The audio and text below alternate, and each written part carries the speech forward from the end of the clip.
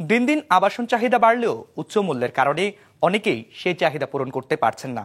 খাত সংশ্লিষ্টরা বলছেন, ত্রুটিপূর্ণ বিশদ অঞ্চল পরিকল্পনা বা ড্যাপের কারণে ঢাকার জমির মালিকেরা আবাসন প্রতিষ্ঠানগুলোর সাথে প্রকল্প করতে আগ্রহী হচ্ছেন না। ফলে এমন পরিস্থিতির সৃষ্টি হচ্ছে। রঞ্জিবুল মিজানের রিপোর্টে বিস্তারিত। Double million offer, Walton fridge কিনে পেতে পারেন 20 লক্ষ টাকা, রয়েছে কোটি কোটি টাকার নিশ্চিত উপহার।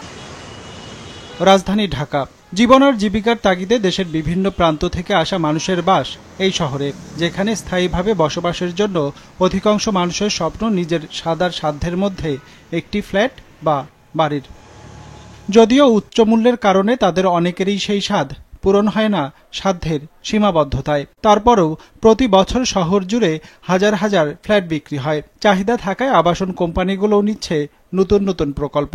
এই যেমন ক্রিডেন্স হাউজিং লিমিটেড, যারা প্রতি বছর গড়ে 2 থেকে 250 ফ্ল্যাট বিক্রি করছেন। ধানমন্ডি, লালমাটিয়া, কলাবাগান, মোহাম্মদপুর এইসব জোনগুলোতে উত্তরাতে আমরা বেশি কাজ করি। তো আসলে আমাদের পিছনের সময়গুলোতে আমাদের বাৎসরিক বিক্রি হতো 200 থেকে 250 প্লাস অ্যাপার্টমেন্ট বিক্রি হতো। তো এখন আপনারা জানেন পারিপার্শ্বিক অবস্থা, দেশের অবস্থার কারণে হয়তো কিছুটা স্লো। ইনশাল্লাহ আমরা আশা করছি খুব দ্রুতই আবার দেশের অবস্থা ঠিক হয়ে গেলে আমাদের ব্যবসা স্বাভাবিক হবে ইনশাল্লাহ। রাজধানী উন্নয়ন কর্তৃপক্ষ রাজুকের হিসেব বলছে, ঢাকার মোট আবাসন চাহিদার 35% যোগান দেয় বেসরকারি আবাসন ব্যবসায়ীরা। মাত্র 7% আসে সরকারি খাত থেকে, বাকিটা গড়ে ওঠে ব্যক্তি উদ্যোগে। আবাসন ব্যবসায়ীরা বলছেন, করোনা মহামারী, রাশিয়া ইউক্রেন যুদ্ধ আর ডলারের দর বৃদ্ধির প্রভাব পড়েছে নির্মাণ সামগ্রীর দামে। ফলে বেড়েছে ফ্ল্যাটের দর। পাশাপাশি বিশদ অঞ্চল পরিকল্পনা বা ড্যাপ কার্যকরের ফলে কমে আসছে ঢাকার বিভিন্ন এলাকার ভবনের আয়তন। এর ফলে জমির মালিকরা আবাসন প্রতিষ্ঠানের সঙ্গে প্রকল্প করতে আগ্রহী হচ্ছে না। এতে কমছে আবাসন প্রকল্পের সংখ্যা।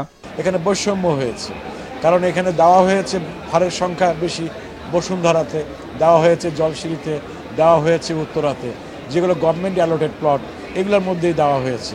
কিন্তু যারা আমাদের ঢাকা শহরটা, গোটা ঢাকা শহরটা যদি আমরা শ্রেণীবিন্যাস করে আমরা যদি ভাগ করে দেখি, তাহলে দেখা যাবে 1/3 তারা করেছে, আর বাকিটাই কিন্তু মিক্সড এরিয়া জোন।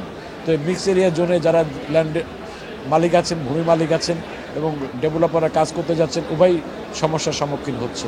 এমন অবস্থায় অনেক দিন ধরেই ড্যাব সংশোধনের দাবি জানিয়ে আসছে আবাসন খাতের সংগঠন রিহ্যাব। তবে এখনো সেই দাবি পূরণ হয়নি।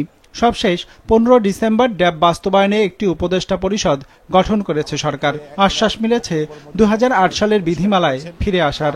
আমরা আশাবাদী যে আমরা যে দাবিগুলো দিয়েছি, আমরা যে ল্যান্ড ওনারাও যে দাবিগুলো দিয়েছে এবং বিভিন্ন সংস্থা কর্তৃক থেকে বিভিন্ন দাবি ওনাদের কাছে গিয়েছে, এগুলো ওনারা স্ক্রিনিং করেছেন এবং এগুলো যৌক্তিক বলে ওনারা বিবেচনা করেছেন।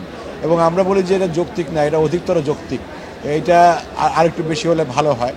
তো যতটুকু ওনারা যৌক্তিক মনে করবেন ওনারা দেওয়ার পরে তারপর আমরা মন্তব্য করতে পারবো আসলে কতটুকু আমাদের জন্য দিয়েছে।